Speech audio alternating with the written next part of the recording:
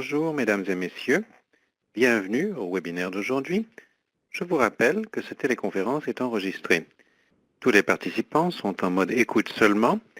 Si vous êtes branché au téléphone et que vous désirez l'assistance du téléphoniste pendant l'appel, appuyez sur étoile 0. Si vous êtes branché sur le web, utilisez la fonction de dialogue à votre écran. Je donne la parole à Madame Claudia Amar, responsable de l'amélioration, collaboration pour l'innovation et l'amélioration FCASS. Claudia Amar.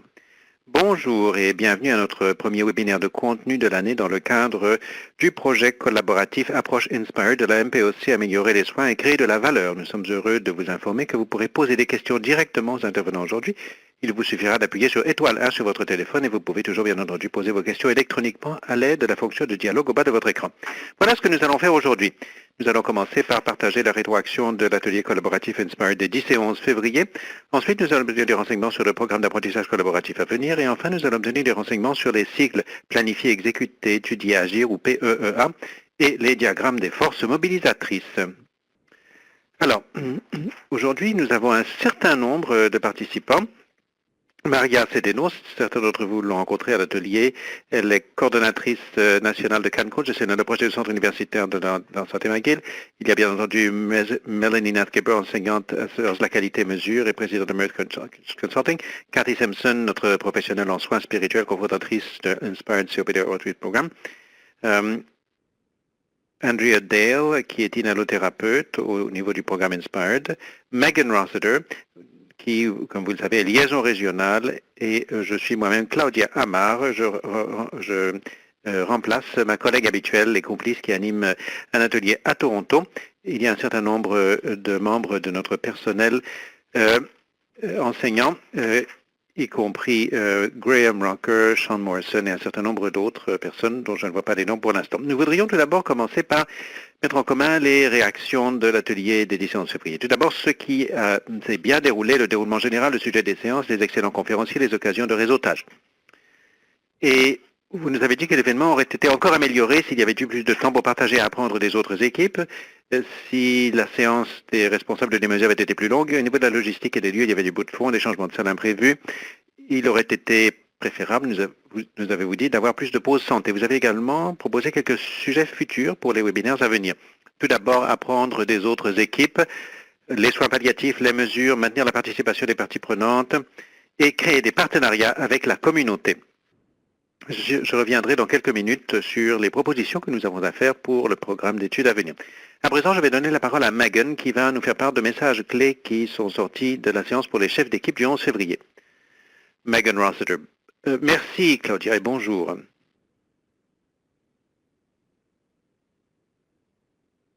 Alors, lorsque les chefs d'équipe se sont rencontrés la deuxième journée de l'atelier pour fournir de la rétroaction et des suggestions sur le déroulement du programme collaboratif jusqu'ici, ce que nous avons évoqué, bon, tout d'abord, qu'est-ce qui se déroule bien? Le projet collaboratif et ses composants offrent une tribune aux échanges constructifs. Il y a eu les appels d'affinité, l'encadrement, la rétroaction individuelle. Il s'agit vraiment d'une plateforme qui permet de dialoguer, de mettre des idées en commun. La rétroaction et le soutien individuel sont particulièrement précieux.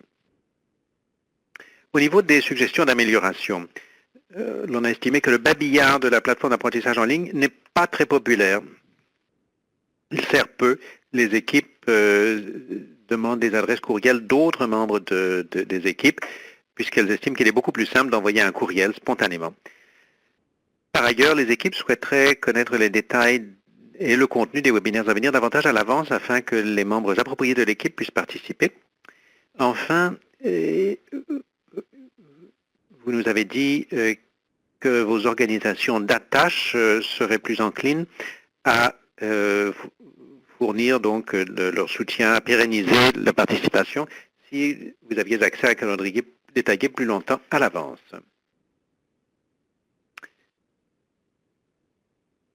Alors donc, je vais à présent donner la parole à Claudia Amar. Claudia. Bon, alors il nous reste 4 webinaires de contenu pour le reste de 2015, 2 webinaires sur les mesures, 4 réunions de table ronde régionale et une série de webinaires intérimaires sur l'avancement des initiatives. Et nous avons encore la possibilité de mettre en place des appels affinités sur demande ou des téléconférences comme celle que Cathy Simpson anime sur les soins spirituels, ainsi que des appels d'encadrement sur demande avec le membre du personnel d'enseignement ou le personnel. Nous prenons votre rétroaction au sérieux. Nous allons continuer de rechercher des moyens d'établir ce qui est prioritaire au niveau de la mise en commun. Nous arrivons à mi-parcours dans le projet collaboratif et nous tenons donc à connaître votre avis dans le cadre de notre initiative d'évaluation. Voilà ce que nous proposons au niveau du contenu à venir. Cette diapositive est un peu chargée, mais je vais la passer en revue. Tout d'abord, les cycles PEEA et les diagrammes de force mobilisatrice. Aujourd'hui, le 27 mars, nous avons la chance que le Dr Eric Coleman va nous faire part de ses conseils au niveau des partenariats de soins et de leur intégration. Il devait s'agir d'un webinaire sur les mesures. Nous demandons à tous les membres des équipes d'assister à cette séance, vu son thème. 31 mars, Cathy Simpson anime le 2e appel d'affinité sur le thème des soins spirituels. Notez que notre 6e webinaire de contenu a été reprogrammé du 9 au 10 avril. Nous allons présenter un contenu sur les soins palliatifs ainsi que l'autogestion et les soins des patients aux besoins complexes. Ensuite, ou plutôt également le 10 avril, nous aurons tenu notre appel d'affinité pour faire le suivi de la communication du 11 février. Et cet appel sera accompagné d'une approche sécurisée aux équipes pour calculer les coûts estimatifs et le RCI. Donc nous lançons un appel aux équipes qui seraient intéressées à élaborer une telle approche. Et puisque le webinaire sur les mesures du 27 mars s'est consacré à l'intégration des partenariats de soins, nous avons donc préparé un webinaire sur les mesures le 13 avril qui portera sur les processus de mise en œuvre des techniques et instruments d'évaluation, questionnaires et instruments d'évaluation et des techniques d'analyse de données. Nous avons transmis un document aux responsables des mesures qui indique ce que nous proposons en matière de programme d'études jusqu'au mois de septembre. Nous avons donc hâte de participer à ce webinaire, ce qui permettra de susciter une discussion au niveau de la mesure. Voilà donc les détails. Avant d'aller plus loin, est-ce qu'il y a des questions ou des demandes d'éclaircissement? Je m'arrête un instant pour vous donner la possibilité de saisir vos questions. Je ne vois rien pour l'instant, mais je vais vous donner quelques instants pour vous manifester le cas échéant.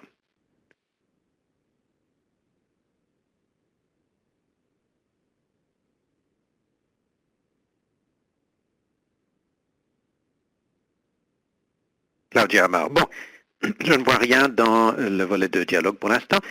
Passons autres. Si vous avez des questions, il n'est jamais trop tard pour les afficher dans la boîte de dialogue. Alors maintenant, nous allons connaître les messages clés des séances de petits groupes du 10 février. Vous êtes toujours invité à nous communiquer vos observations, soit dans la boîte de dialogue, soit oralement.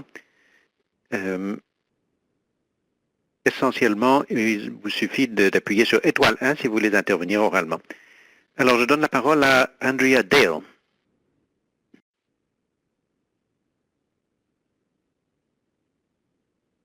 Andrea Dale. Bon, j'ai animé la séance sur la gestion de la dyspnée réfractaire avec le Dr. Graham Rocker au niveau des opioïdes. La question qui a été posée le plus pendant cet atelier est celle de savoir comment convaincre les médecins de prescrire des opioïdes aux patients atteints de MPOC.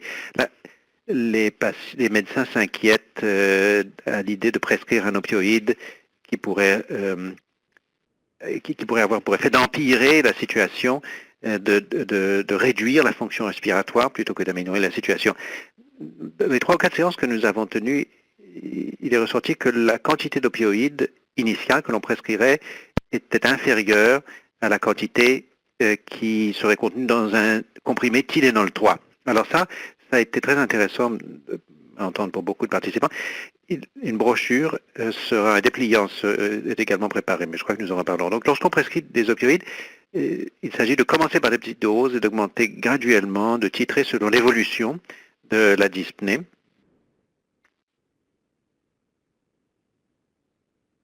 Il y a des éléments que nous ignorions nous-mêmes. Par exemple, les patients qui prennent de la méthadone.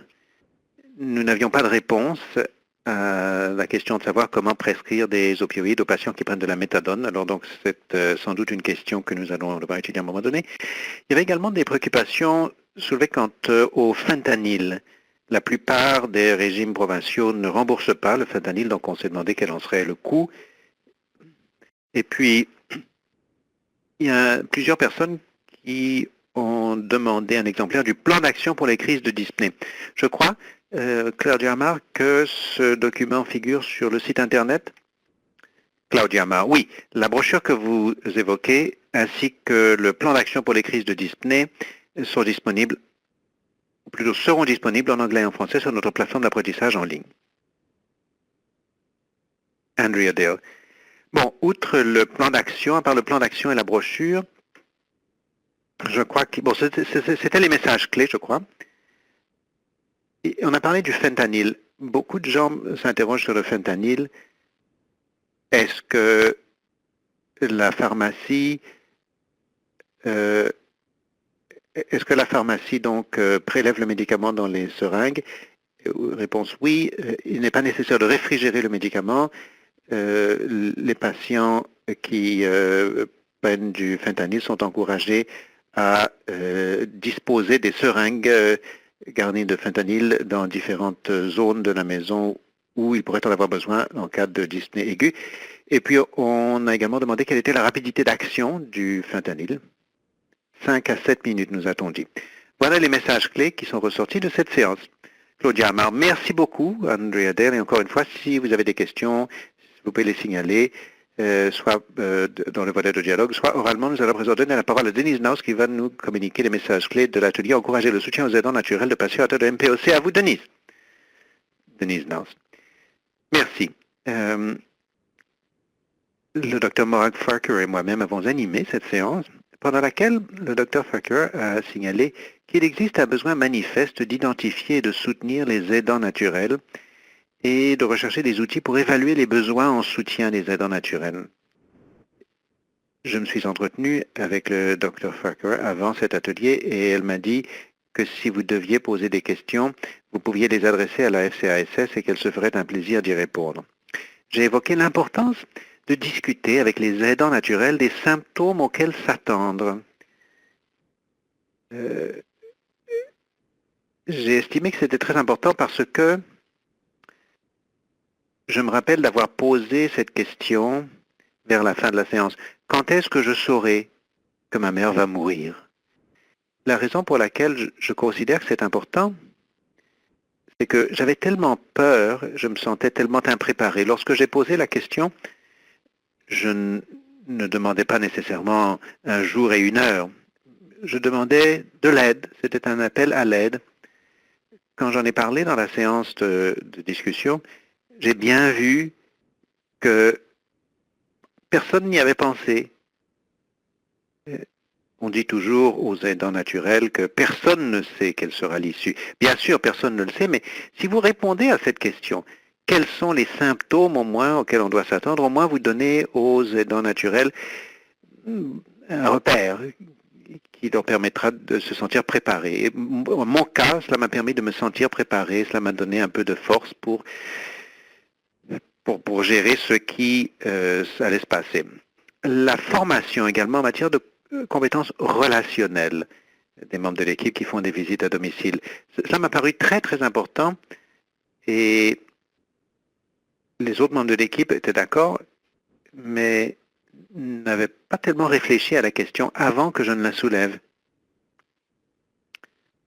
La raison pour laquelle ce serait formidable d'assurer une telle formation, c'est que l'équipe Inspired ici à Halifax, les membres de l'équipe possèdent tous ces compétences relationnelles. Non seulement possèdent-ils le savoir, ils peuvent projeter leur confiance, mais ils ont également fait preuve de respect au domicile des patients. Ils ont fait preuve de délicatesse qui nous a tous mis davantage à l'aise. Les visites à l'hôpital et les visites à domicile sont totalement différentes. La dynamique est différente. Quand vous vous rendez chez un patient, enfin, nous nous sentions en fait plus vulnérables parce que vous étiez sur le point de nous voir dans notre environnement réel, même si nous pensions que nous étions prêts, que nous pouvions gérer la situation. Peut-être que nous nous disions que nous allions peut-être constater qu'en fait nous aurions besoin d'aide. Donc avec ces compétences relationnelles, on pourrait susciter davantage ce genre de compétences. Il s'agit d'atténuer ce que j'oserais appeler l'arrogance de savoir. Il y a une personne en particulier qui a manifesté une telle attitude. J'ai failli téléphoner pour demander que cette personne ne revienne pas chez moi, mais comme toute l'équipe m'avait tellement aidé, je l'ai autorisé que les visites continuent. On a manifesté beaucoup d'intérêt, enfin, à l'égard de l'outil CSNAT en vue de l'utilisation en milieu clinique. En tant qu'aidante naturelle, quand j'ai vu cet outil, je me suis dit que c'était vraiment un outil extraordinaire et je recommanderais fortement que chaque équipe envisage de l'utiliser. Si j'avais eu un tel outil sous les yeux, cela m'aurait permis d'identifier mes propres besoins, des besoins que j'ignorais encore. Je ne savais pas que j'avais besoin d'aide, mais si j'avais répondu à ces questions, je sais qu'en définitive, que je me serais rendu compte que l'on aurait pu m'aider, on aurait pu me donner davantage confiance. Si vous avez des questions, je serai très heureuse d'y répondre. Claudia Amar, merci Denise Naus. Cet outil, CSNAT, nous envisageons, on nous a demandé, Valerie Pritchard a demandé si on peut soutenir la formation pour plusieurs équipes. Nous étudions la question, nous n'avons pas reçu encore toutes les informations, nous avons besoin de prendre la décision, mais nous allons vous revenir et vous dire si c'est un projet que nous pouvons appuyer. Alors, je ne vois pas de questions à l'adresse de Denise Naus, mais nous vous encourageons à saisir vos questions dans la boîte de dialogue. Nous allons à présent donner la parole à Maria Cedeno qui va nous faire part des messages clés provenant de la séance de discussion sur l'enseignement de l'autogestion qu'elle a co-animé avec le Dr Jean Bourbeau. À vous, Maria. Madame Maria Cedeno, merci beaucoup, Claudia. Tout d'abord, ça a été une expérience exceptionnelle de participer à un débat très enrichissant sur la mise en œuvre des techniques d'autogestion. Et il faut nous assurer que les résultats, il faut nous assurer de normaliser un traitement pharmacologique, médicamenteux, pour en tirer les avantages escomptés. De la même façon, il faut standardiser une intervention en matière d'autogestion pour en tirer les résultats escomptés. Comme Denise Naus l'a très bien dit, au niveau du savoir nécessaire pour les gestionnaires de cas, il y a des connaissances à posséder et nous avons identifié, par exemple, les compétences en matière de données probantes, l'amplitude de la formation, de l'expertise dont les gestionnaires de cas doivent disposer dépend de la clientèle qu'elles desservent, de leur milieu de pratique. Également, il faut que les gestionnaires de cas sachent quelles sont les ressources disponibles dans la communauté auxquelles adresser éventuellement les patients et leurs familles. Quant aux compétences relationnelles, comme Denise Naus l'a dit, nous avons identifié la capacité d'établir des objectifs avec le patient. La capacité, il s'agit ici de compétences de base, la résolution de problèmes, la prise de décision. Il y a aussi les compétences interpersonnelles, la capacité d'évaluer le patient et son environnement et ses aidants naturels de manière globale, l'emploi de la communication motivationnelle. La communication motivationnelle, cela pourrait s'inscrire dans les compétences de nos professionnels de santé. Et enfin, la capacité de relever le niveau d'auto-efficacité de motivation. Et nous en venons au point 3, qui est très très important, la nécessité de documenter les objectifs du patient, sa motivation, son auto-efficacité. Il s'agit de la force qui propulse le patient vers un changement de comportement. Et il faut également relier ces comportements à ses propres objectifs qui ne sont pas nécessairement les mêmes que ceux du professionnel de la santé. Ce qui nous amène à dépasser les résultats traditionnels. Admission, visite au service d'urgence. Il s'agit d'évaluer les résultats de processus, et ce, systématiquement, et l'atteinte des objectifs du patient. Par exemple, la capacité par le patient de mettre en œuvre et de maintenir ses comportements dans son quotidien afin de parvenir à ses objectifs. Voilà les mesures de réussite que nous devons réaliser, au-delà des admissions et des visites au SUS à l'urgence. Enfin, l'assurance qualité permet aux établissements d'orienter les soins. Et il est important d'évaluer le comportement du patient, les résultats pour le patient, certes, mais il faut également évaluer les interventions du gestionnaire de cas et ses compétences, lesquelles doivent être évaluées dans un format d'assurance qualité afin de nous permettre de normaliser, d'améliorer et de reproduire tout particulièrement lorsqu'il y a des personnes qui changent de poste, lorsqu'il y a un roulement personnel, lorsque de nouveaux membres se joignent à l'équipe. Donc c'est toute la notion de l'assurance de la qualité et de l'amélioration. Claudia Amar, merci beaucoup. Maria Sedeno. Nous allons à présent donner la parole à Cathy Simpson qui va nous faire part des messages clés de sa séance avec Joanne Young et Gillian Demons, les soins aux plus vulnérables. Cathy Simpson, merci beaucoup Claudia Amar. Tout d'abord, en guise de préambule, les trois groupes qui ont assisté étaient assez différents dans leurs intérêts, leurs orientations, mais au fil des 3 séances que nous avons animées, nous avons constaté que la discussion se développait beaucoup sur le projet Inspired et les résultats obtenus grâce à la mise en œuvre de l'approche Inspired. La discussion était donc à bâton rompu et a parfois porté sur les soins plus vulnérables, mais pas toujours exclusivement. Donc les éléments figurant sur cette diapositive recensent les leçons que nous avons tirées des experts, des travaux d'experts sur le terrain au niveau des travaux visant à rejoindre les plus vulnérables. Et donc, nous avons d'abord souligné la nécessité d'identifier les patients aux besoins élevés, les patients qui sont plus difficiles à rejoindre ou qui ne semblent pas disposés à accepter l'impératif de l'autogestion. Quels critères seront utilisés pour identifier les patients afin que ce ne soit pas simplement notre opinion. Il ne s'agit pas de choisir les patients que nous n'aimons pas ou qui ont le caractère le plus difficile, mais il s'agit des patients que nous pouvons aider afin donc d'élaborer cette évolution. Et comme Maria Sedeno l'a dit, il faut que nous fassions preuve de collaboration, que nous travaillions dans un esprit de collaboration. Donc il faut créer des liens, créer de la confiance avec ces patients aux besoins élevés. Lorsque l'on cherche à déterminer comment établir une relation thérapeutique avec ces patients, il faut d'abord établir la confiance, trouver un terrain d'entente sur lequel on peut bâtir. Pour cela, il faut beaucoup d'écoute.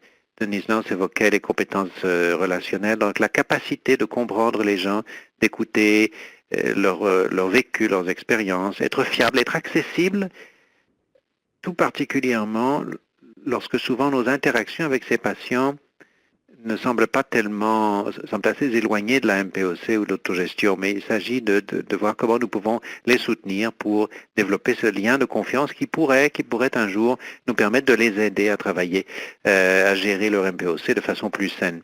Ensuite, identifier les problèmes, les besoins les plus importants pour le patient et travailler sur ceux auxquels vous ou d'autres pouvez répondre. Donc, déterminer de concert avec le patient quels sont ses besoins les plus importants et puis aiguiller vers des professionnels alliés ou d'autres ressources dans la communauté, ressources qu'il faut bien sûr connaître. Il faut savoir qui d'autre peut aider le patient si celui-ci est disposé à y recourir. Il s'agit de l'une des plus grandes difficultés que l'on constate. Revoir notre conception de la réussite. Parce que si notre objectif est de faire parvenir le patient à l'autogestion, en tant que professionnel de la santé, nous avons des objectifs. Mais lorsque l'on a affaire à des patients pour qui la vraie réussite serait de pouvoir, ou à l'égard desquels la plus grande réussite serait d'établir un lien de confiance afin qu'ils puissent avoir recours à nous s'ils constatent que leur santé décline, afin que nous puissions intervenir avant une visite au service d'urgence ou une hospitalisation, en particulier en faisant fond sur les succès du patient et de la famille antérieurement. La résilience, la survie, la débrouillardise, pour des gens qui vivent dans la rue ou qui n'ont pas beaucoup de ressources, peut-être doivent-ils gérer des problèmes de santé mentale, peut-être sont-ils sans abri. Il s'agit d'éléments qui sont très difficiles. Donc il faut être ouvert à un point de vue plus vaste, une définition plus vaste de ce que l'on pourrait considérer comme la réussite de leur point de vue. Cela, c'est très important. Nous nous disons que si nous ne pouvons pas faire une différence dans l'utilisation du service d'urgence hospitalier par le patient, nous éprouvons un sentiment d'échec et nous avons la tendance soit à blâmer le programme, soit à blâmer le patient. Blâmer le programme, c'est presque comme une erreur de type 3. On essaye d'évaluer quelque chose qui ne s'est jamais produit. Si nous tâchons d'appliquer un programme standardisé à l'égard d'un patient qui ne peut pas l'appliquer, blâmer le patient, c'est une erreur tout aussi grave. On ne blâmerait pas un patient s'il n'a pas suivi les prescriptions d'un médecin, si celles-ci lui ont été communiquées dans une langue qu'il ne parle pas, qu'il ne comprend pas. Et très souvent, si nous n'adaptons pas nos programmes, si nous n'adaptons pas nos approches à la situation du patient, c'est précisément ce que nous nous retrouvons à faire, lui parler dans une langue qu'il ne comprend pas. Donc, on nous a posé beaucoup de questions, nous autres, les membres de l'équipe, il y a eu beaucoup de questions au niveau du projet Inspired, qui figure donc sur cette diapositive. Claudia Mar, merci Cathy. Et oui, ces 4 thèmes sont très très importants. Et 3 séances de 30 minutes ne permettent pas nécessairement de les épuiser, surtout qu'il s'agit d'un thème que certains d'entre vous souhaitent continuer de développer par d'autres mécanismes des téléconférences. Dites-le nous allons nous efforcer de vous donner les moyens pour ces échanges. Puisque je ne vois pas d'autres questions, nous allons à présent passer à la prochaine partie.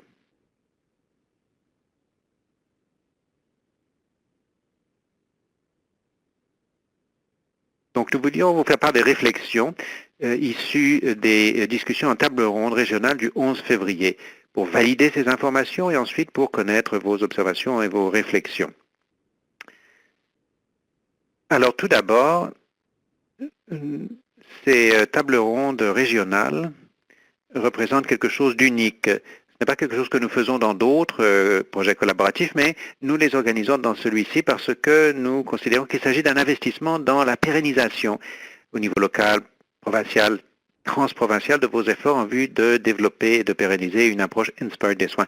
Ce projet collaboratif vise à vous donner les éléments fondamentaux de la conception de la mesure Inspired. Toutefois, ces tables rondes sont un moyen de communiquer ce que vous apprenez, ce que nous apprenons en tant que projet collectif et de créer des partenariats qui vous aident à faire fructifier l'investissement que nous avons collectivement engagé. Voici certaines considérations clés alors que nous commençons à planifier ces 4 événements.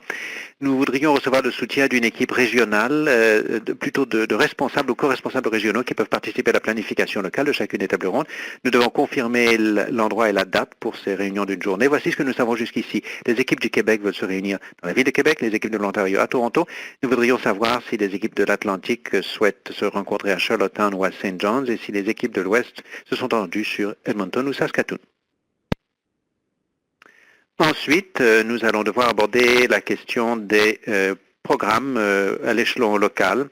Il faut qu'il y ait un certain degré de contenu commun. D'abord, les progrès, les questions de pérennité, la participation des parties prenantes. Au niveau de la participation, nous pensons qu'il serait utile d'avoir un nombre gérable.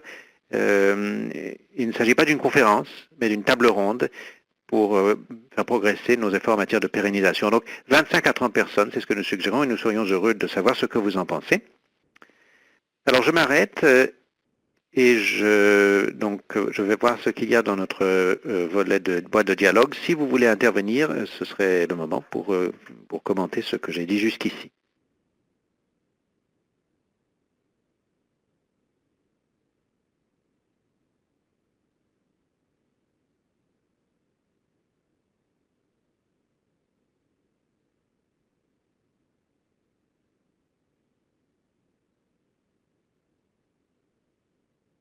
Je vois quelques personnes qui saisissent des observations. Nous allons donc leur donner quelques instants de plus pour le faire.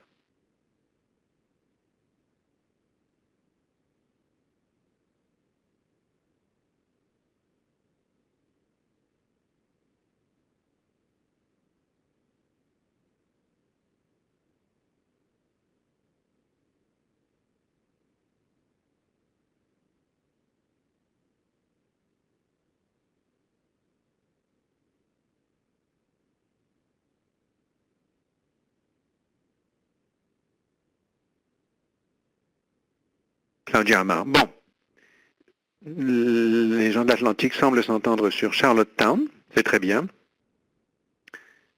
Josh Scoville se propose même comme responsable régional, nous accepterons son offre. Quelques autres observations. Cathy évoque le soutien à l'autogestion. Pour répéter ce que disait Val, nous estimons qu'à cause des valeurs culturelles, certaines personnes dans notre population peuvent choisir de ne pas s'autogérer, mais peuvent préférer une gestion médicale, même s'ils ne sont pas marginalisés et qu'ils ont un excellent soutien familial. Cathy déclare qu'elle est tout à fait d'accord.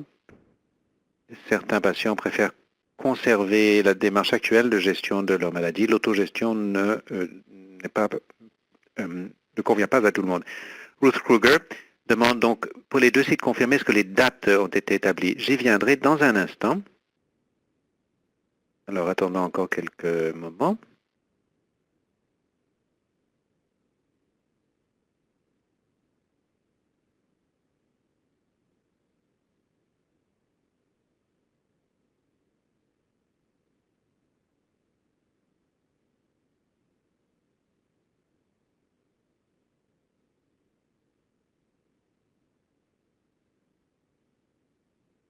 Claudia Amar. Bon, je lis ce que dit Barb de South Shore Health. Elle s'attendait à ce que la séance ait lieu à Halifax.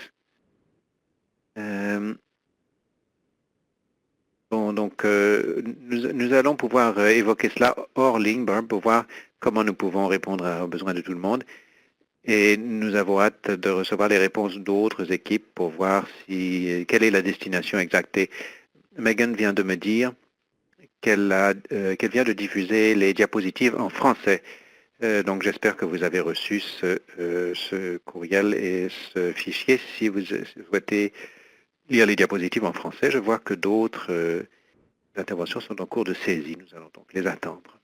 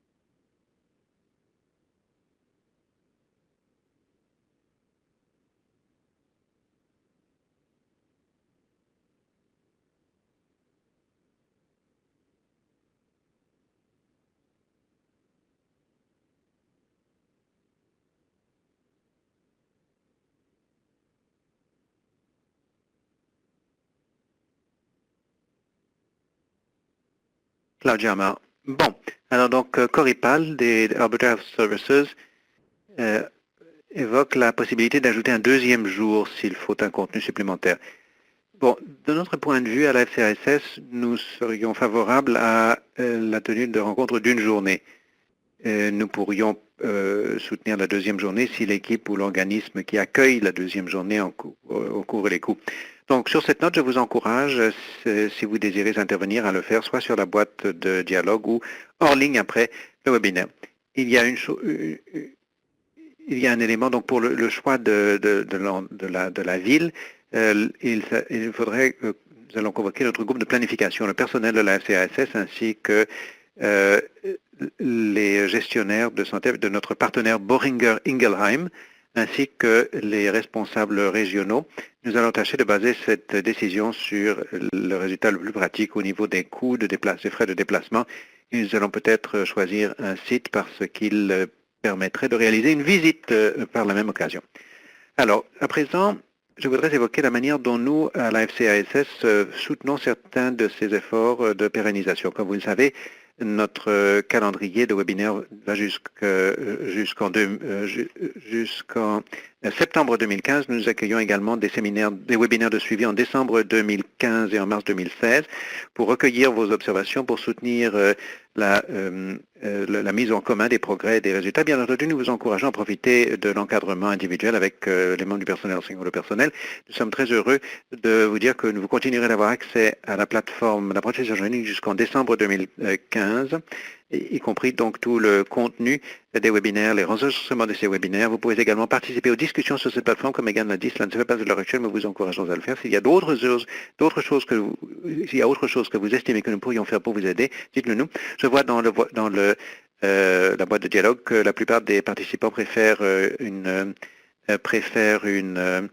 des réunions d'une journée. C'est notre point de vue également, mais il est possible d'envisager, mais hors ligne, la possibilité d'ajouter une seconde journée, le cas échéant. Alors, je vais à présent donner la parole à Andrea Dale qui va nous communiquer les messages clés qui ont été exprimés dans le cadre de la table ronde régionale de l'Atlantique.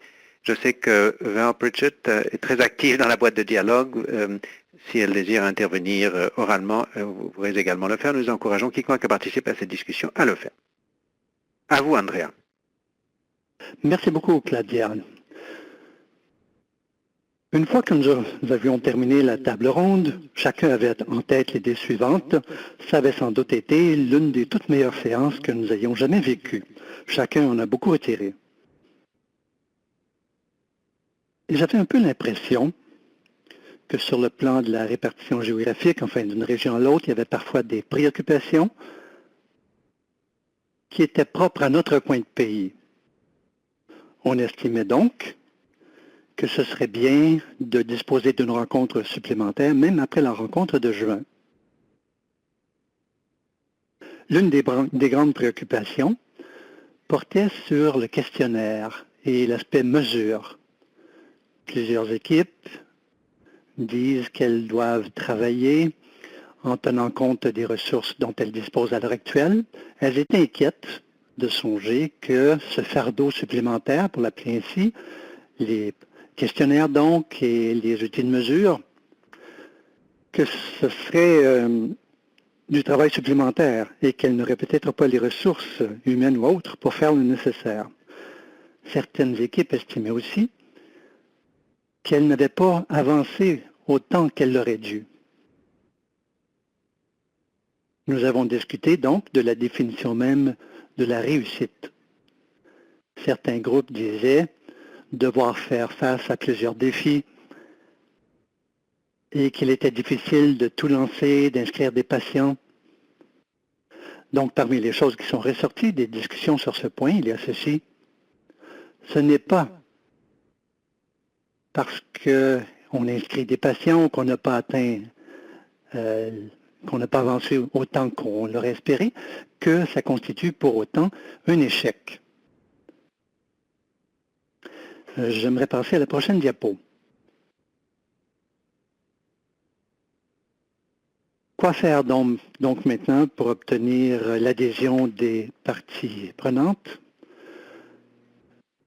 Parfois, on se dit qu'il est difficile d'aller demander de l'argent, d'aller quémander. Donc, il est difficile de faire en sorte que les dirigeants de l'hôpital soient mobilisés, d'essayer de faire en sorte que ces dirigeants estiment qu'il s'agit là de la grande priorité, le projet Inspire pour leur hôpital, pour leur département, et de faire en sorte que ça reste aussi une priorité pour les partenaires au sein des communautés. Au Nouveau-Brunswick, par exemple, l'équipe Extramuros a participé à une initiative, elle était bien présente. Donc, il faut qu'Inspire devienne, ou demeure plutôt une priorité. On a dit qu'il faut réfléchir aussi à des solutions à long terme en vue de la pérennité du programme.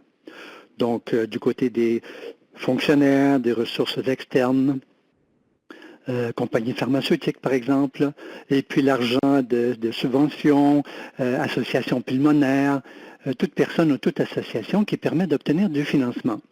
Et quand on soumet ces premières constatations à ces personnes, il faut au fond célébrer, pour ainsi dire, nos réussites, ce qui s'est fait jusqu'à présent.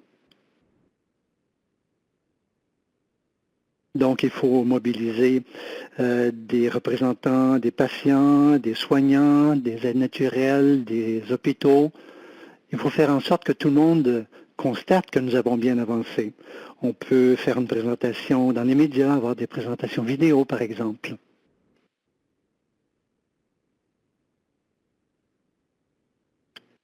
Autre chose qui sont ressorties, c'est une priorité de faire en sorte que certains patients s'inscrivent au programme Inspired, de manière à recueillir des données et de façon à avoir des résultats à soumettre aux gens. Il s'agit aussi de résoudre les petits problèmes qui surgissent de temps à autre, les bugs pour ainsi dire, pour parler le langage de l'informatique. Et puis, dans la discussion, il est ressorti aussi que si on parle de cartographie, de mappage et des outils de prise de mesure, que ça pourrait un peu attendre, qu'il est plus important à l'heure actuelle d'inscrire des patients, d'obtenir des données. Ce serait donc important que le premier groupe de patients, que ce soit un groupe de patients, je dirais, indiqués. C'est la meilleure façon pour moi de dire les choses. Il s'agit de faire en sorte qu'ils retirent quelque chose de ce programme et que vous puissiez en recueillir des données et que vous ayez là des patients qui soient disposés à faire le nécessaire et à bien participer. Quant au reste, on a discuté, par exemple, de l'endroit et du moment où on pourrait organiser une autre table ronde. Voilà tout ce que j'avais à dire, Claudia. Claudia Mar, merci beaucoup. Pour ce qui est de l'endroit où nous nous rencontrerons, écoutez, on en discute, bien sûr. Il est question de Charlottetown et on a des bénévoles là-bas, ce qui est formidable. Et maintenant, nous allons passer à la discussion qui a eu lieu à la table ronde au Québec. J'y ai participé, c'était très emballant d'ailleurs. Alors voici ce qui les a intéressés là-bas. D'abord, la loi 10 qui menace la stabilité des organisations de soins de santé, en particulier par l'abolition des organismes régionaux. Il y a bon nombre d'organismes de changements organisationnels au niveau de la structure au Québec. On s'inquiète également quant au contexte local, certains syndicats, la résistance au changement. Beaucoup d'équipes du Québec ont évoqué le fait que les objectifs initiaux de la collaboration ont évolué, ont été adaptés au contexte, aux ressources locales. Et certaines équipes se sont déclarées préoccupées quant aux attentes de la FCSS pour l'obtention de résultats d'ici septembre. J'ai participé à cette discussion. C'est tout à fait normal. Ça fait partie de l'amélioration qualité des initiatives, que ça évolue au fil du temps, d'après ce que vous savez, d'après votre capacité. Donc ça, c'est un élément très important qui a été évoqué. Mais les équipes ont estimé que les stratégies suivantes pourraient être utiles pour pérenniser leurs initiatives. D'abord, communiquer le progrès des initiatives au sein de leurs organisations au niveau des équipes cliniques, de la haute direction, des départements de la qualité, des départements de la communication, le cas échéant, pour obtenir cet appui, ce soutien dont elles avaient besoin. Ensuite, l'importance de mesurer les changements pour pérenniser le financement, pour obtenir un soutien, et puis veiller à ce que les mesures s'alignent sur les priorités au niveau provincial, mais aussi au niveau de leurs organismes respectifs. Quant à la teneur de la rencontre, le groupe avait des idées très claires. Bon, qui pourrait y participer? Alors, les 4 équipes du Québec devraient se réunir car elles représentent, a-t-on estimé, des environnements de soins variés. Il y a 2 hôpitaux universitaires et 2 organismes régionaux. On a dit qu'il fallait inviter quelqu'un du ministère de la Santé ainsi que du Réseau québécois de l'ACN, de la MPOC, de l'Association pneumologue du Québec, des pneumologues, des professionnels de la santé, des représentants des patients et des administrateurs. Les participants à la séance estimaient que les objectifs de cette rencontre devraient être d'abord de partager le travail et les réussites de ce projet collaboratif, ensuite d'amener des patients à partager leur histoire et l'impact que les différents programmes ont eu sur eux au Québec au niveau du moment et du lieu. Comme je l'ai dit tout à l'heure, ça c'était assez clair, les équipes voulaient se réunir à Québec, dans la ville de Québec, début juin. Alors, si Odette Arsenault ou un autre membre de l'équipe du Québec souhaite intervenir, n'hésitez pas à le faire maintenant. D'ici là, je vais passer au groupe de l'Ontario. Nous reviendrons le cas échéant sur les questions ou observations. Alors voici ce que le groupe de l'Ontario a dit au sujet des différentes préoccupations. D'abord, pour ce qui est de la population de patients, Ça revient un peu à ce que disait Cathy tout à l'heure. Certaines des équipes ou des régions éprouvent de la difficulté. Les patients sont confrontés à de nombreux déterminants de la santé, ce qui n'est pas simple. Dans certaines régions, il y a des difficultés aussi pour ce qui est de réunir les bonnes personnes. Et après le programme, post-programme, de nombreuses équipes se concentrent sur ce qui se passera à la fin de la période de financement et sur la façon de pérenniser les initiatives. Quant aux stratégies de pérennité maintenant, pour le financement notamment, il s'agit de chercher le changement par rapport aux aiguillages plutôt que les résultats. Il s'agit de s'aligner sur les actes médicaux fondés sur la qualité, y compris ce qui se passe du côté de l'initiative VDI. On a dit aussi que la FCASS représente des intérêts nationaux et peut exercer des pressions au niveau provincial et national en faveur de ce type de programme. Et ça pourrait servir de prototype pour des patients qui souffrent d'autres types de maladies chroniques quand il serait indiqué qu'ils reçoivent des soins à domicile. Et enfin, il a été question du fait que Boehringer Ingelheim est bien placé, de même que le sont les HCAM ou les équipes de liaison régionales, pour rassembler les intervenants pertinents. Et nous sommes d'accord pour organiser ces tables rondes. Je vais prendre une petite pause afin de vérifier ce que vous pouvez en penser. Alors, Andrea, c'est à vous de retenir les messages clés pour l'Atlantique, pour le Québec aussi. Je pense que les messages clés ont été fort bien formulés. Un petit commentaire de la part de Val ou de Graham qui dit « Je suis d'accord pour ce qui est des préoccupations quand il s'agit d'obtenir des résultats grâce à ces programmes en tenant compte des échéanciers, mais il faut nous concentrer sur l'idée qu'on doit agir et continuer donc d'aller de l'avant. » Et l'équipe de l'Atlantique, travaillant avec la FCASS, dit qu'on a atteint nos objectifs 5 mois plus tard que ce qui avait été prévu, mais malgré tout, on y est parvenu. Donc, il faut bien comprendre que ça fait partie de l'amélioration de la qualité, on avance et vos objectifs doivent être conformes avec ce qui est réaliste, ce qui est réalisable, évidemment. Et bien sûr, nous sommes là pour vous soutenir au fur et à mesure de ce processus. Et il faut y mettre du temps pour y parvenir.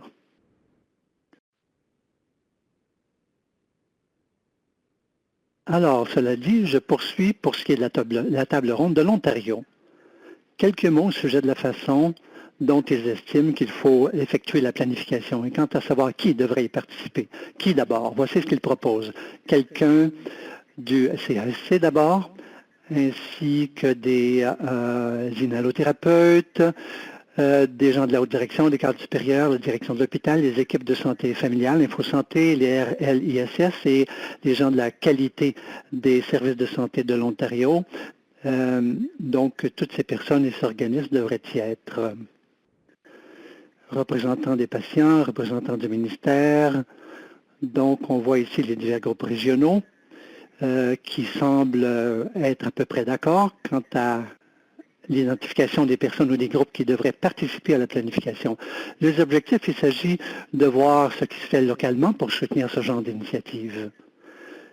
Quant au lieu et au moment, ce serait sans doute à Toronto en juin, et je n'ai rien reçu qui semble contredire ce point de vue. Mais encore une fois, nous allons faire le nécessaire et signaler ce qu'il en est des messages clés. S'il y a des gens de l'Ontario qui souhaitent intervenir, n'hésitez pas à le faire. Et si je ne vois rien d'autre au babillard, je remettrai la parole à Meg pour qu'elle nous dise ce qui est ressorti du point de vue ce qui est ressorti des discussions dans l'Ouest. Megan Rossiter, merci beaucoup. Alors, j'ai eu le privilège de participer à la table ronde dans l'Ouest. C'est une magnifique équipe. Voici certains messages clés. Il y a des préoccupations pour ce qui est d'intégrer des initiatives à l'exploitation et à la programmation sans un apport de nouveaux fonds. On a évoqué plusieurs stratégies, y compris l'utilisation des mécanismes d'évitement des coûts et des données probantes. Les équipes peuvent aussi envisager de rendre des programmes opérationnels sur le long terme afin d'assurer la pérennité au-delà du projet collaboratif, pour s'assurer donc que la pérennité soit au rendez-vous au-delà du projet collaboratif. Prochaine diapo. On a beaucoup discuté à la table quant aux objectifs de planification et à la logistique. Par exemple, il s'agissait de voir quelles étaient les personnes importantes à rassembler, notamment les organismes de santé qui supervisent les programmes, des prestataires de première ligne, le Conseil des finances et de l'exploitation, ministères provinciaux, bien sûr, patients aidants naturels, des gens des médias. Il faut effectuer des choix stratégiques à cet égard, les associations pulmonaires et les conseils de la qualité. Donc, pour les objectifs, il s'agit de prévoir une plateforme d'échange, de partager des ressources, en tenant compte évidemment des orientations stratégiques de haut niveau. La table ronde aurait lieu soit à Saskatoon ou à Edmonton, ça reste à établir. On a signalé aussi toutes sortes d'autres réflexions et d'autres questions au moment de ces tables rondes, y compris les différences entre la viabilité ou la pérennité et la prise de mesures. Donc, il y a des occasions de partager avec les gens qui ont des connaissances.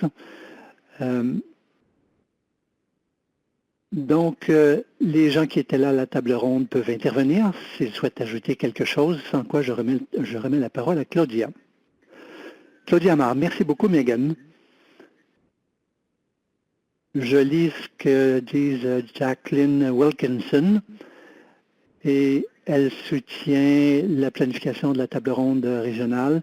Elle pose des questions quant à la disponibilité. Donc, pour les étapes suivantes, nous enverrons un courriel, y compris un petit sondage, pas simplement pour l'Ontario, mais aux diverses régions, aux personnes qui travaillent dans vos équipes, dans vos organismes. D'ici le 19 mars, ce serait bien de répondre à ce mini-sondage et nous espérons de la sorte confirmer des dates d'ici la fin du mois et vous pourrez vous assurer d'inscrire le tout à votre calendrier. Donc, au lieu de lire tout ce qui figure au babillard, on pourrait utiliser cette approche. Nous avons le temps maintenant de répondre à des questions. Je ne constate pas qu'il y ait des questions à l'heure actuelle. Je vais donc passer au point suivant. Et donc, pour la prochaine étape, nous allons changer de vitesse, pour ainsi dire. Je remets la parole à Mélanie, qui va nous parler du cycle PEA, de ce que ça signifie et de ce en quoi ça peut vous aider à obtenir des résultats. Et il sera question aussi des diagrammes. Donc, il y a des gens de l'IHI qui vont intervenir, qui étaient là à l'atelier, et nous voulions pousser un peu plus loin et voir qui voudrait utiliser cet outil. Donc, je remets la parole à Mélanie. Mélanie Rathgeber. Merci, Claudia Amar. Ça fait plaisir de vous parler, surtout à présent que j'ai quelques visages que je peux relier au nom que j'entends. D'habitude, je parle de mesures, mais aujourd'hui, nous allons parler du cycle PEEA. Il s'agit d'un élément sur lequel toute l'équipe va travailler, qui sera pertinent pour votre travail dans l'avenir. Et nous voulons nous éloigner donc de la planification, de l'allure que prendra votre approche Inspired et de vous demander comment cela fonctionnera. Donc au niveau des cycles PEEA, je me dis souvent que les cycles PEEA, c'est comme un adolescent. Parfois, ils sont mal incompris. Et donc, je voudrais dissiper ces malentendus et montrer comment les cycles PEEA peuvent être très précieux. On utilise ces cycles selon différentes modalités, mais si on les utilise comme ils sont prévus, dans le cadre de la méthodologie d'amélioration, ils permettent d'abord de réduire bon nombre des résistances, d'atténuer bon nombre des résistances que pourraient opposer les membres du personnel de votre organisation, parce qu'ils se rendront compte que vous essayez quelque chose et si ça ne marche pas, vous essayerez autre chose. Ensuite, ils se rendront compte que c'est une grande différence par rapport à la façon habituelle de mettre les projets en œuvre, à savoir qu'on peut accélérer la mise en œuvre parce qu'on peut essayer des choses très rapidement et on peut en tirer les leçons très rapidement, surtout si ça ne fonctionne pas. Je vais me taire pendant 30 secondes. Je voudrais que vous me disiez exactement, dans votre expérience des cycles PEEA et d'amélioration, quelle en est l'utilité dans votre travail. Donc je m'arrête pendant 30 secondes.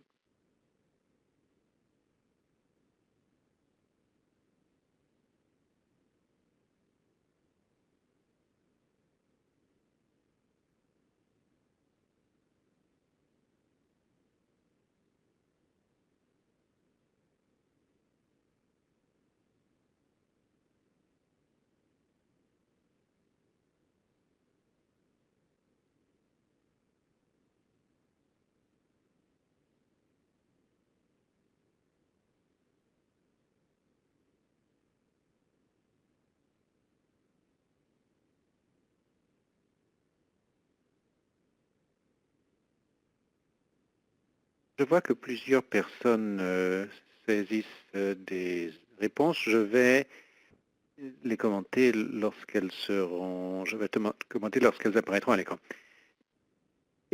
Pourquoi ai-je inondé cette diapositive de cycle PEA? C'est que souvent on dit que, que le cycle PEA représente un tout. Ils disent, bon, on va faire un cycle PEA pour quelque chose. Et quand je leur demande d'en parler, ils parlent de faire un cycle PEA au fil de quelques mois, d'une période de quelques mois.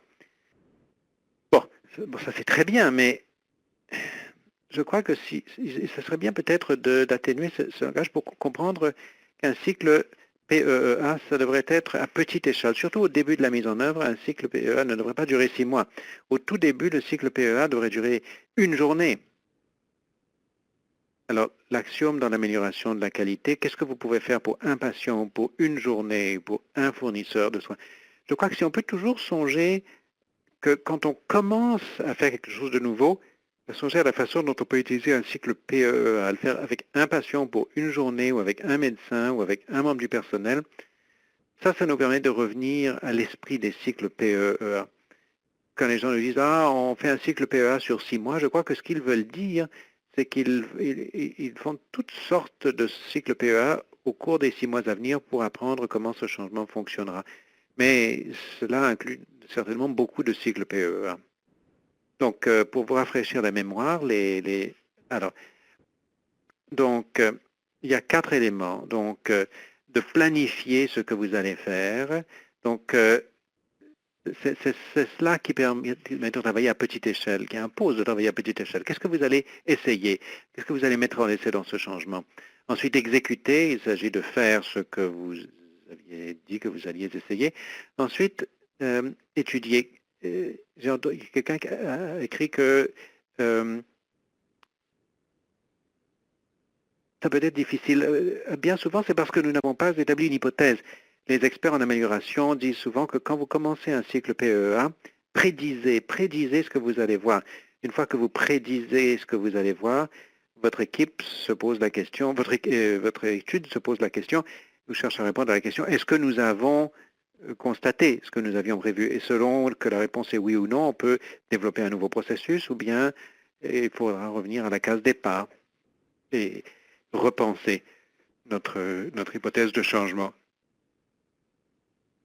Bon, je vais développer le reste de ma présentation en 3 phases, 3 étapes, afin que nous puissions vraiment comprendre la nécessité d'essayer le changement avant de le mettre en œuvre. Donc, le guide de Langley des Associates for Process Improvements évoque 3 stades, les 3 étapes de la réalisation d'un changement. D'abord, élaborer un changement. Il s'agit d'identifier les idées que l'on peut utiliser pour améliorer un programme. Dans le programme Inspired, l'une des idées, c'est d'avoir des coups de fil de suivi. Ensuite, l'étape 2, la mise à l'essai du changement. Donc, on applique cette idée, cette unique idée de changement pour voir comment elle va marcher avant de décider avec certitude qu'on va l'adopter et avant de la mettre en œuvre de façon intégrale. Et puis, troisième étape, c'est la mise en œuvre. Une fois que nous avons essayé le changement, une fois qu'on est passé par toute une série de cycles PEA, c'est là qu'on peut commencer à mettre le changement en œuvre. Élaborer un changement, voilà le lien entre le cycle PEA et les diagrammes de force mobilisatrice. On a parlé des diagrammes de force mobilisatrice à Vancouver. Alors, je voulais vous montrer comment cela peut fonctionner. Voici un diagramme de force mobilisatrice. Il y a l'objectif global qui consiste à améliorer les résultats pour les MPOC. Et selon l'angle de la mesure, nous vous demanderions de développer ça un petit peu, mais ici, au fin de ce diagramme des forces mobilisatrices, l'objectif global, c'est d'améliorer les résultats pour les MPOC. Et puis, il y a quelques facteurs qui sous-tendent cet objectif, améliorer notamment la continuité des soins. Alors, un deuxième diagramme des forces mobilisatrices, donc l'idée de l'appel de suivi. Donc l'une des forces mobilisatrices secondaires pour améliorer la continuité des soins, comment avons-nous décidé de procéder? Nous allons rejoindre tous nos patients par téléphone dans les 48 heures, où on aurait pu décider que nous allons avoir des visites de suivi. Donc l'élément suivant, c'est de là que dérivent les cycles PE1. Donc, je vais grandir cette partie-ci du diagramme. Voici les changements en particulier. Il s'agit de voir comment est-ce que nous allons procéder, comment nous allons réaliser cet appel téléphonique dans les 48 heures. On peut utiliser des cycles PE1 pour déterminer, bon, qui va faire l'appel, quand cette personne saura-t-elle que c'est le moment de faire cet appel. Nous pouvons faire des cycles PE1 pour déterminer combien longtemps l'appel devra durer.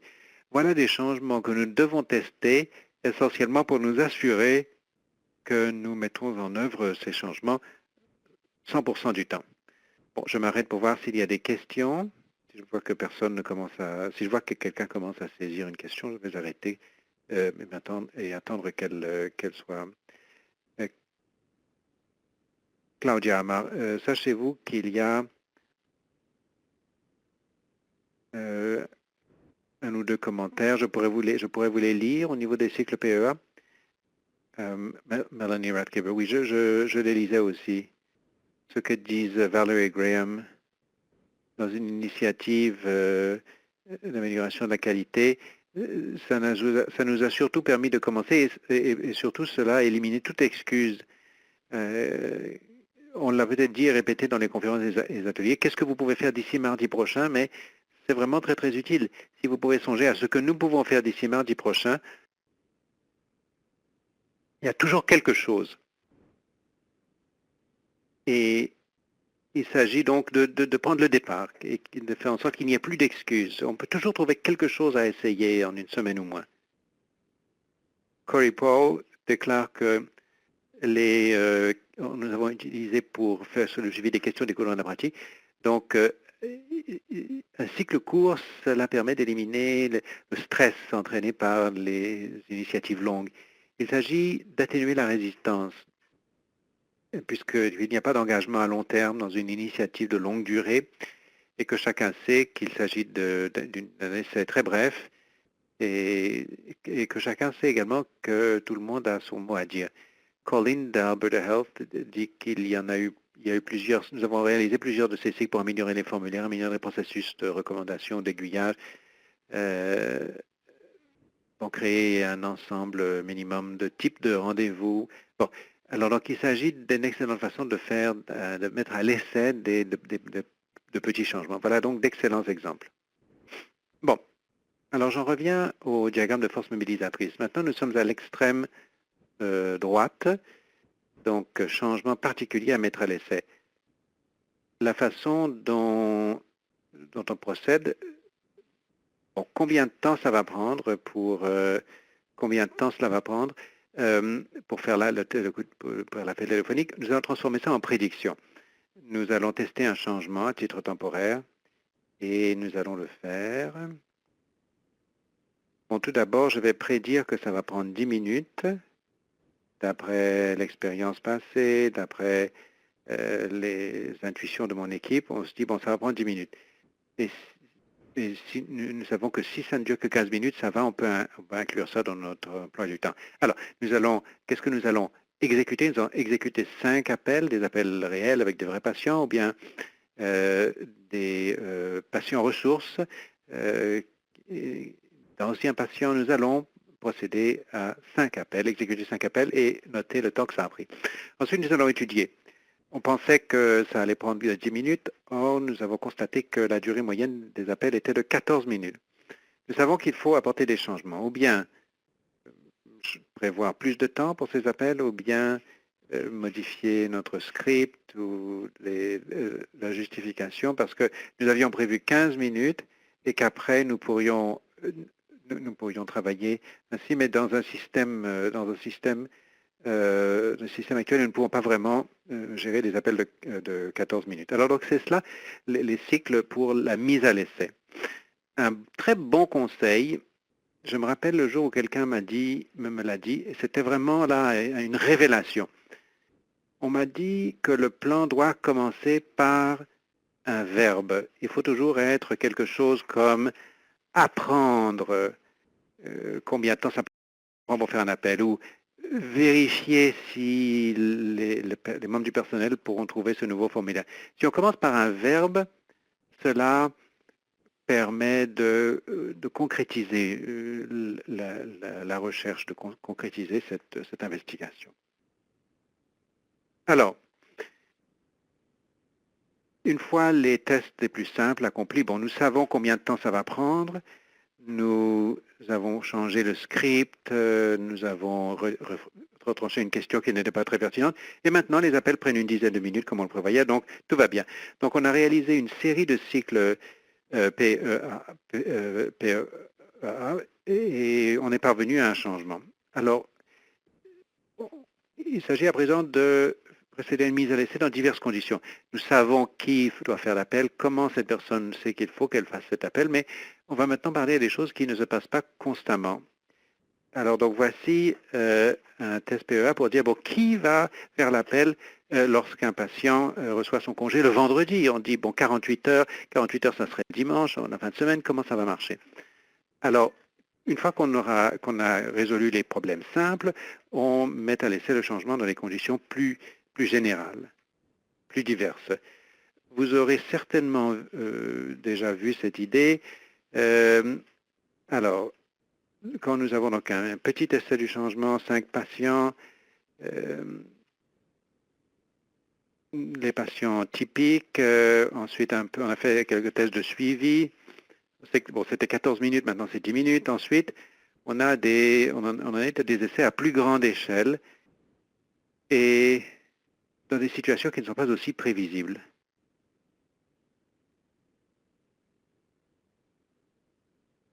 Quand on parle de conditions donc différentes, songez à essayer. Bon, on a essayé avec nos clients habituels, mais que dire quand nous avons de nouveaux employés? Comment ça va marcher avec eux?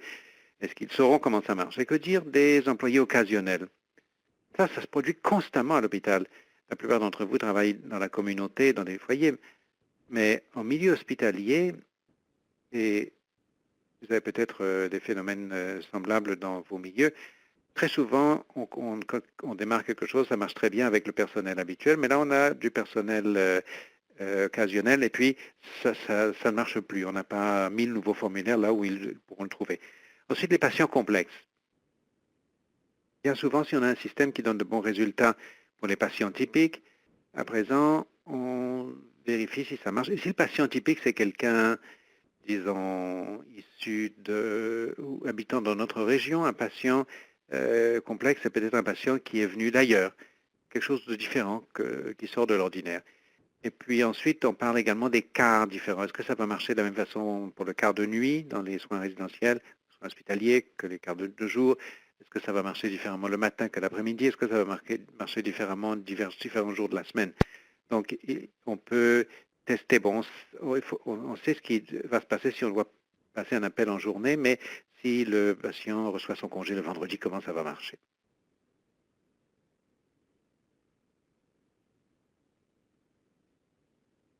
Bon, la troisième étape, une fois que nous avons réalisé une série de cycles PEA, afin que nous sachions que ça marche dans des conditions simples et puis dans des conditions plus générales, plus idéalisées, plus diversifiées, c'est là qu'on envisage de mettre en œuvre le changement et non plus simplement l'essayer. L'idée, la question qui se pose, c'est quand est-ce qu'on fait la mise en œuvre? La mise en œuvre, ça vient après le changement, une fois qu'on est sûr que ça va donner lieu à une amélioration. Une fois que nous avons réalisé suffisamment de cycles pour voir si ça marche 100% du temps, nous savons que cela semble efficacité quelque peu nos mesures d'efficacité. Pourquoi ne pas en avoir une idée très claire?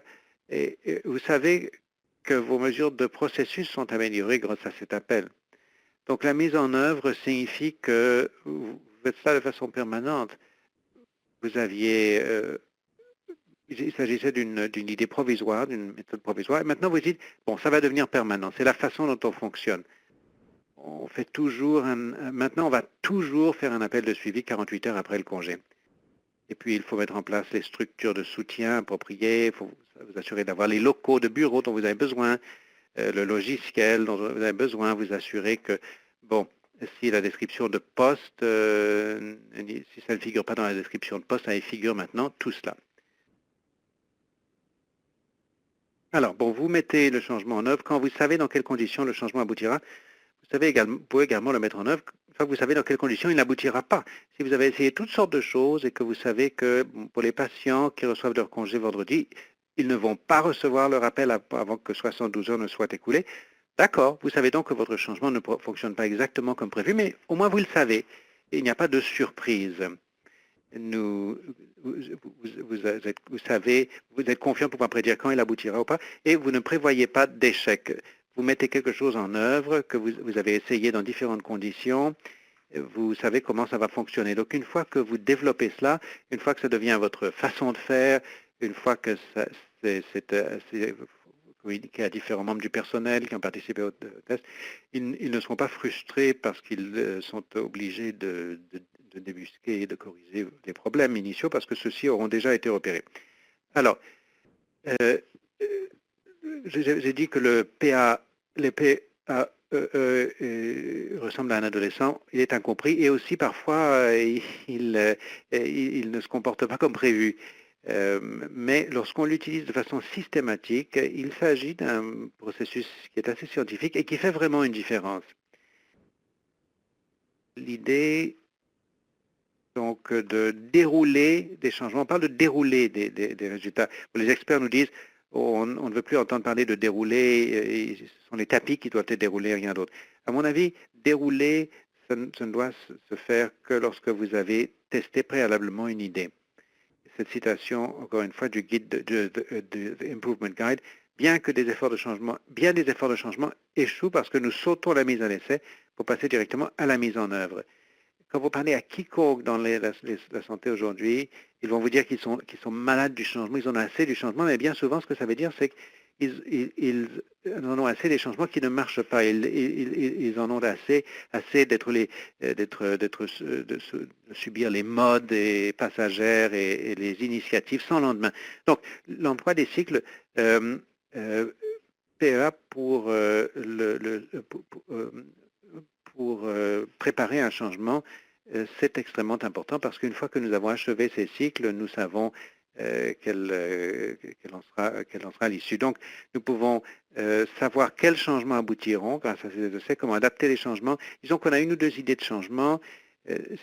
Mettons qu'une idée prévoyait que nous allions téléphoner au médecin de famille dans les 72 heures, mais on s'est rendu compte que ça ne marche pas, on ne peut pas inclure ça dans notre emploi du temps, c'est pas très utile. Ça, c'est un changement qu'on peut retrancher du plan. Encore une fois, ça diminue la résistance du personnel parce que les membres du personnel savent que ces changements sont temporaires, ils savent qu'ils ont leur avis à dire, le mot à dire, et ils savent que le temps que ça devient, qu'on passe au stade de la mise en œuvre, les petits problèmes auront été réglés. C'est une excellente façon de faire participer le personnel, les patients, les aidants naturels à la planification, car nous pouvons dire, est-ce que vous pouvez nous aider à tester? Et donc, et on peut également déterminer à quel degré d'amélioration on peut s'attendre. Souvent, c'est un peu difficile de mesurer ce que les objectifs qu'on peut espérer atteindre. Parfois, on est ambitieux, on dit on veut réduire les admissions de 40%.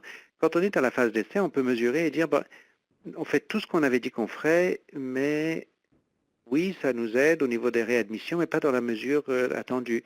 Donc cela nous aide également à établir nos propres attentes et à comprendre dans quelle mesure, à quel degré d'amélioration on peut s'attendre.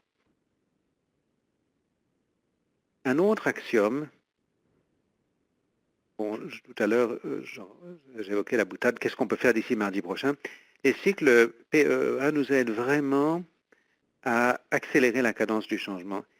Paul Placet Paul Piesek plutôt évoque l'idée d'accélérer la cadence du changement en descendant de 2 échelons. Il dit que si votre énoncé d'objectif calcule en mois, si vous avez prévu de faire quelque chose en 6 mois, la première chose que vous pouvez faire, c'est de vous demander qu'est-ce que je peux faire, on descend de 2 échelons, qu'est-ce que je peux faire en 6 jours pour commencer. Si on avait prévu donc un objectif qu'on allait accomplir dans une année, qu'est-ce que je peux faire pour démarrer donc cette semaine? Qu'est-ce que vous pouvez faire d'ici jeudi prochain, par exemple, pour commencer tel projet? Il s'agit d'accélérer le rythme du changement. Alors voilà, encore une fois, mon schéma favori, encore une fois, un petit rappel qu'un cycle PEEA, ce n'est pas un cycle unique qui prend des mois, c'est une série de petits cycles. On commence à petite échelle. Une fois qu'on a beaucoup appris, on peut passer à une échelle, une plus grande échelle, tester dans différentes conditions. Et puis, vous aurez peut-être un ou deux cycles PDA à plus grande échelle vers la fin pour être sûr de pouvoir tout mettre en œuvre comme prévu. J'espère avoir fait justice à cette réflexion sur l'emploi des cycles PEEA dans votre travail au fur et à mesure que vous mettez à l'essai et que vous mettez en œuvre vos changements à l'égard des patients MPOC de leurs aidants naturels. Et je serai très heureuse de répondre à vos questions, de connaître vos observations sur la manière d'utiliser les cycles PEA dans votre travail. Merci Mélanie, dit Claudia Amar. Je vois qu'il y a quelques messages du côté notamment de Health PEI. On nous dit qu'il y a une personne qui nous indique qu'elle utilise beaucoup les PEA et les diagrammes de force mobilisatrice. Donc, je vois qu'il y a quelques personnes qui souhaitent intervenir à l'heure actuelle, mais l'un des messages clés qui ressortent de la part de Teresa notamment, pour ce qui est de ce diagramme des forces mobilisatrices, c'est que ça permet d'indiquer non seulement ce qu'on va planifier et comment on planifiera, mais de valider aussi ce qu'on a déjà fait afin de nous assurer qu'on est sur la bonne voie et que les forces mobilisatrices ciblent véritablement les objectifs. Du côté de Health PEI, ils disent qu'ils l'utilisent aux fins de la planification stratégique d'ensemble et que ça aide à bien comprendre ce qu'il convient de faire. Alors, Carleen d'Alberta Health Services et d'autres sont en train de taper au clavier. Donc, Carleen indique que d'après son expérience, il faut s'assurer que tout ne fonctionnera pas bien si certains fonctionnent au cycle 3, alors que les autres sont en train de tester le cycle 5. Mélanie, vous avez peut-être d'autres idées au sujet de ce que dit Colin. Mélanie Rothberger. Oui, j'ai déjà vécu ce genre de situation. Et en général, c'est que la personne, le membre de l'équipe qui est responsable de documenter le cycle PEA, qui est en quelque sorte chef d'équipe, doit faire un bon suivi. Et il y en a qui sont toujours au cycle 3. Et d'autres sont plus avancés et souhaitent pousser plus loin encore. Donc, il s'agit bien sûr de tirer parti de l'enthousiasme des gens, mais de faire comprendre aux gens qu'on veut en apprendre un peu plus au sujet de tel ou tel aspect de la question avant de pousser plus loin. Claudia Amar, oui, il s'agit notamment de communication, après tout. Ces cycles, on les communique et on procède en utilisant une approche d'équipe. Il faut que chacun soit au même diapason, bien sûr. C'est du moins ce que je suppose. Alors, merci de votre intervention.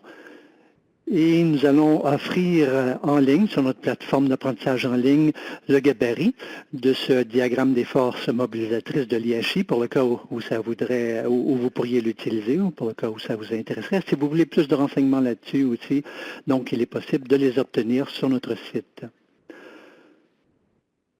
Donc, je remercie toutes les personnes qui sont intervenues, notamment pour ce qui est de la planification des tables rondes régionales. C'est sur quoi nous allons nous concentrer dans les mois à venir, afin de prévoir des lieux, des dates, afin de bien planifier. Meg et Ross vont envoyer un courriel d'ici la fin de journée ou d'ici la fin de la semaine, bien sûr, avec ces petits sondages éclairs, et afin de de faire en sorte que les chefs d'équipe interviennent et nous aident à planifier en vue d'une rencontre à l'île du Prince-Édouard. Donc, Jane Byrne est en train de taper au clavier. Je vais prendre une petite pause afin de voir si d'autres personnes souhaitent intervenir.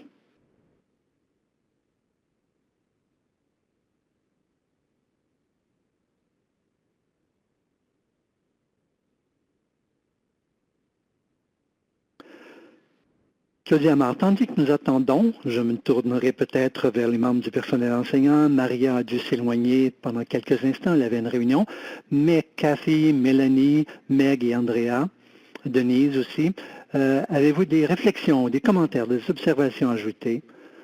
Si oui, appuyez sur étoile 1.